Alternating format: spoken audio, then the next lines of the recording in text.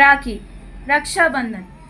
అసలు రాఖీ పండుగ అంటే చాలు ఒక రకమైన ఉత్సాహం ఉరకలేస్తుంది కదా.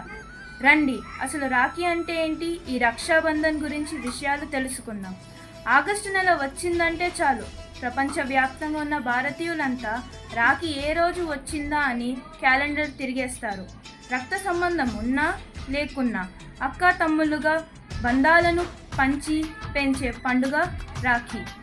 కులమతాలకు అతీతంగా చేసుకునే వేడికే ఇది.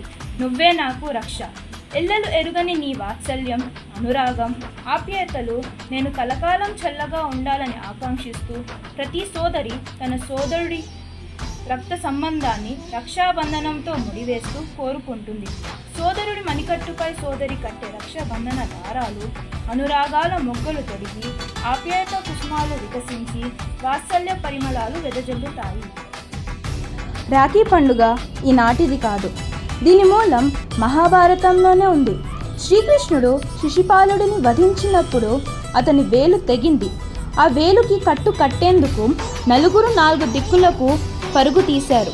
కానీ అక్కడే ఉన్న ద్రౌపది మాత్రం ఏమాత్రం ఆలోచించకుండా తన చీర కొంగును చించి శ్రీకృష్ణుడి వేలుకు రక్షగా కట్టింది. నన్ను అన్నగా భావించి ఆదుకున్నావు కాబట్టి నీకు ఎలాంటి ప్రమాదం వచ్చినా నన్ను తలుచుకో, వెంటనే నిన్ను ఆదుకుంటాను అని అభయమిచ్చాడు శ్రీకృష్ణుడు. ఈ సంఘటనే రక్షాబంధానికి నాందిగా నిలిచింది అని చెప్పవచ్చు.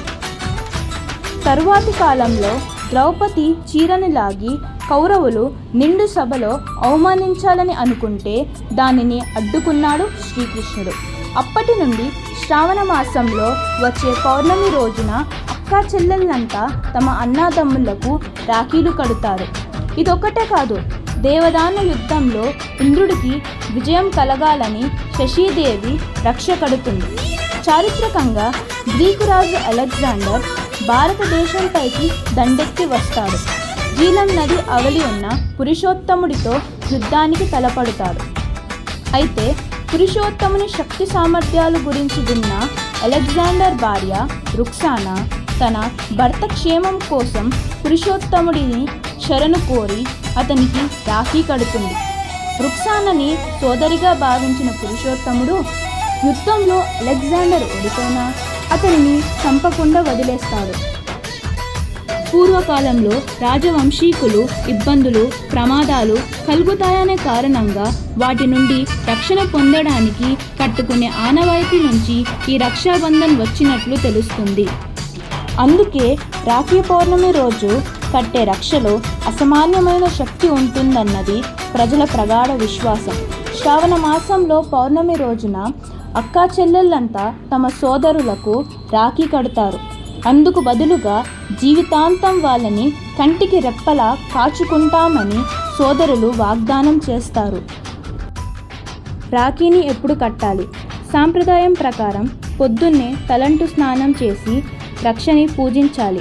తరువాత అన్నదమ్ముల నుదట తిలకం పెట్టాలి. శ్రావణ పౌర్ణమి రోజున మధ్యాహ్న సమయంలో రాఖీ కట్టాలని శాస్త్రాలు చెబుతున్నాయి. ఆ తరువాత నోరు తీపి చేయడం సాంప్రదాయం. మనం చేసే ప్రతి పనికి కర్మసాక్షి ఆ సూర్యనారాయణుడు.